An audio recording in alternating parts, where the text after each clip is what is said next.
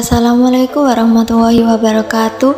Perkenalkan, nama saya Putri Aulia Nabila, semester 2 dari program studi biologi Fakultas Ilmu Pengetahuan Alam Universitas Milfat Lamongan.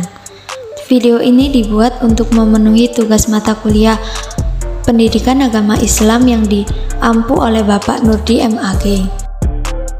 Saya di sini akan menerangkan tentang otak manusia. Apa sih yang dimaksud dengan otak? Otak merupakan organ yang sudah terspesialisasi sangat kompleks. Berat total otak dewasa adalah sekitar 2% dari total berat badannya, atau sekitar 1,4 kg dan mempunyai sekitar 12 miliar neuron. Pengelolaan informasi di otak dilakukan pada bagian-bagian khusus sesuai dengan area penerjemahan neuron sensorik. Permukaan otak tidak rata tetapi berlekuk-lekuk sebagai pengembangan neuron yang berada di dalamnya. Semakin berkembang otak seseorang, semakin banyak lekukannya. Lekukan yang berarah ke dalam atau lembah disebut dengan sulcus, dan lekukan yang berarah ke atas atau gunungan dinamakan dengan gyrus. Bagian-bagian otak. Bagian-bagian otak dibagi menjadi 3. 1. Otak besar atau disebut dengan cerebrum. Cerebrum merupakan bagian terbesar dari otak. Cerebrum terbagi menjadi 2 bagian, yaitu otak kanan dan otak kiri. Belahan otak kanan berfungsi untuk mengontrol pergerakan di sisi kiri tubuh, dan belahan otak kiri mengontrol gerakan di sisi kanan tubuh. Permukaan luar cerebrum disebut dengan cerebral cortex. Bagian ini merupakan area otak di mana sel saraf membuat koneksi yang disebut dengan sinaps. Sinaps merupakan sistem saraf yang mengendalikan aktivitas otak. Yang kedua adalah otak kecil atau disebut dengan cerebellum. Otak kecil terletak di bawah otak besar pada bagian belakang otak, tepatnya di bawah lobus occipital.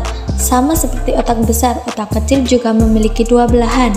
Otak kecil bertanggung jawab dalam mengendalikan gerakan, menjaga keseimbangan, serta mengatur posisi dan koordinasi gerakan tubuh. Bagian otak ini juga berperan dalam mengendalikan gerakan halus seperti menulis dan melukis. Yang ketiga adalah batang otak atau disebut dengan brainstem. Batang otak adalah seika jaringan saraf di dasar otak. Fungsinya sebagai stasiun pemancar yang menghubungkan otak besar ke saraf tulang belakang, serta mengirim dan menerima pesan antara berbagai bagian tubuh dan otak. Batang otak terdiri dari 3 struktur utama, yakni otak tengah, pons, dan medula oblongata. Otak tengah adalah pusat pengatur gerakan otot mata, sedangkan pons terlibat dalam koordinasi gerakan mata dan otot wajah, pendengaran, dan keseimbangan. Ini adalah termasuk gambaran dari otak. Yang berwarna kuning dan merah itu disebut dengan otak besar atau cerebrum, sedangkan yang berwarna coklat yang ada di bawah itu adalah otak kecil atau cerebellum. Yang berwarna putih itu adalah batang otak. Yang berwarna biru itu adalah lobus frontal. Lobus frontal itu ada di bagian depan, yang artinya mengendalikan gerakan, ucapan, perilaku, memori, emosi, dan kepribadian.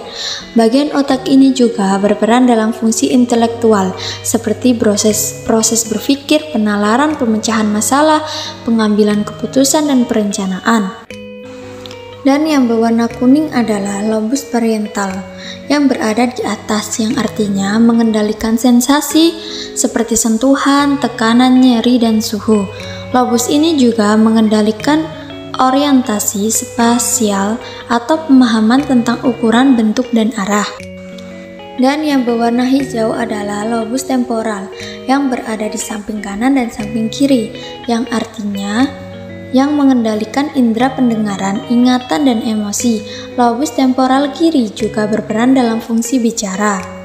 Dan yang terakhir adalah berwarna merah atau disebut dengan lobus occipital yang berada di belakang, yang artinya adalah mengendalikan fungsi penglihatan. Selanjutnya adalah fungsi otak. Otak berfungsi sesuai dengan bagian dan fungsinya masing-masing untuk menangkap dan mengontrol semua rangsangan yang ada untuk dipahami melalui sistem kerja yang dilakukan oleh sel saraf, sirkuit saraf, dan neurotransmitter. sehingga otak bisa disebut sebagai pusat kontrol dari seluruh aktivitas yang dilakukan oleh manusia. Kajian otak dalam Al-Quran dan Neuroscience. Sejak abad ke-14 yang lalu, Al-Quran sudah menyebutkan struktur dan fungsi otak secara universal, jauh sebelum istilah frontal lobe ditemukan. Di dalam Al-Quran terdapat ayat-ayat yang menyebutkan tentang otak atau sel saraf dalam 3 surat yang berbeda, yaitu 1. Quran Surat Al-Hud, juz 11 ayat 56. Yang kedua adalah Quran Surat Ar-Rahman, juz 55 ayat 41, dan yang ketiga adalah Quran Surat Al-Alaq, juz 96 ayat 13-16. Otak atau sel saraf di dalam surat tersebut disebutkan dalam kata nasyiyah yang memiliki arti ubun-ubun, dengan kata kazibatin khoti'ah, yaitu yang mendustakan dan durhaka. Secara tersirat, Al-Quran memaknai otak atau ubun-ubun dengan makna pendusta dan durhaka. Hal ini ditunjukkan kepada orang-orang yang mengikuti segala macam keinginan hawa nafsunya tanpa mempertimbangkan apa yang ingin dikerjakannya. Segala macam keinginan yang diputuskan oleh otaknya dituruti begitu saja. Maka kategori otak manusia yang semacam inilah yang masuk dalam golongan kazibatin khoti'ah, yaitu pendusta dan durhaka. Kajian akal dalam Al-Quran. Secara bahasa atau epistemologi, akal berasal dari bahasa Arab yaitu al-aql, yang berasal dari kata aqala yaqilu aqlan, yang artinya paham atau mengerti atau memikirkan. Secara istilah atau terminologi, akal merupakan suatu peralatan rohania manusia yang dapat mengingat, menganalisis, menyimpulkan, dan membedakan sesuatu antara yang hak dan batil, sehingga manusia memiliki akhlak yang baik serta dapat memperkuat iman dan takwa kepada Yang Maha Kuasa, yaitu Allah Subhanahu wa Ta'ala. Menurut pandangan Islam, akal merupakan daya pikir yang terdapat di dalam jiwa manusia yang berfungsi untuk mendapatkan suatu pengetahuan baru dengan memperhatikan keadaan alam sekitarnya. Menurut tinjauan dari Al-Quran, akal merupakan anugerah atau hujjah yang sangat luar biasa dari Allah Subhanahu wa Ta'ala yang diberikan kepada manusia, sehingga dengan akalnya tersebut manusia dapat dibedakan dari makhluk ciptaan Allah lainnya. Akal juga bisa dikatakan sebagai alat untuk menyampaikan kebenaran, membedakan antara yang hak dan batil, dan apabila menemukan sesuatu hal yang baru, maka penemuan tersebut dapat dipastikan kebenarannya.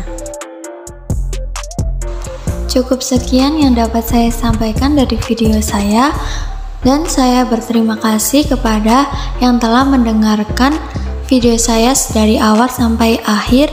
Kurang lebihnya saya memohon maaf yang sebesar-besarnya. Assalamualaikum warahmatullahi wabarakatuh.